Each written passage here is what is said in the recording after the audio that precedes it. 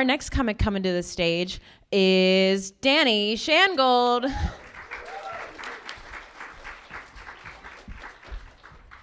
Hello. Well, this is very, very enthusiastic tonight. I'm excited. Okay, so I'm Dani. Hi. I turned 20 a couple months back, and everyone's telling me that that's not a big deal because no one really cares when you turn 20. It's like, oh, just 1 year until you're not 21.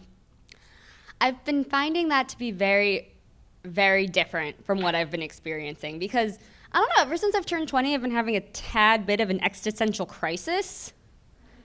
And, just worrying about life all the time. And this is the way I see it. Okay, so I'm 20 years old, right? In 10 years, I will be 30. When I am 30, that is typically the age people expect you to start getting married and having babies. What the fuck is that? I literally, the other day, I didn't feel like making an actual peanut butter and jelly sandwich, so I put peanut butter and jelly in a bowl and ate it with a spoon.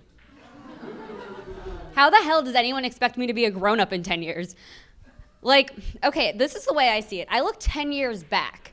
10 years ago, I was in the 4th grade, right? So, okay, I'm going to visualize this for you. You are me when I'm in the 4th grade, except you're not as chubby and you wear less limited too. Okay, you are me now. So you're just kind of hanging in there, so good for you. But, okay, so basically, this is our time frame here, right? 4th grade to now is now currently now to 30. That's fucking terrifying. I don't know what I'm supposed to do when I'm 10 years from now. Now I'm going to be 30. Oh, and I texted this to my mom the other day and she just starts laughing at me.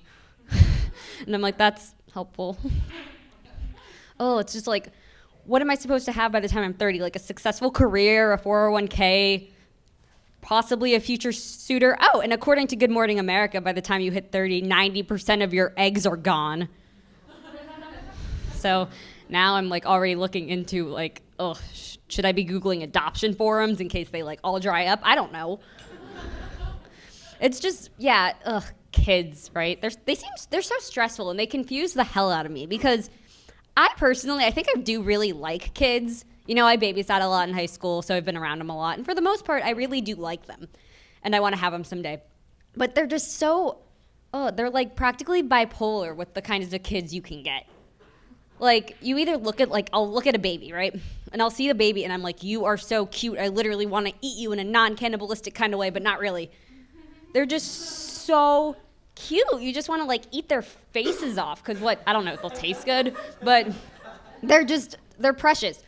Or they're the worst. I worked in a restaurant over the summer. Anyone who knows me knows that I have tons of stories about that.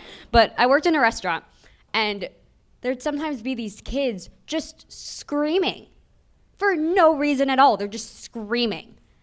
And I feel I almost felt pain in my ovaries because these kids were screaming so much. And I was like, oh my God.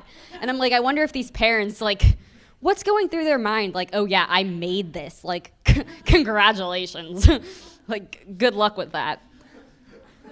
I don't know. It's just, do I want to look after, because here's the thing, some people just suck. They're shitty people. What would it be like to be that person's parent? And what if you're actually, I know some people who are really shitty people who have very nice parents. And it's one of those things where it's oh God, that could be me. It's too much of a gamble. I don't know if I can handle it. Oh God. I didn't have any of these problems when I was in the 4th grade. And now 10 years from now, I'm already going to have to be, 10 years from now, I might have to be thinking about it. When I was in the 4th grade, you know what my biggest problem was? How long I could get away with ordering chicken fingers and french fries at every single restaurant I went to until my mother stopped mentioning it passive-aggressively. That is my time. I am Dani Shangold. Thank you all. Have a good night.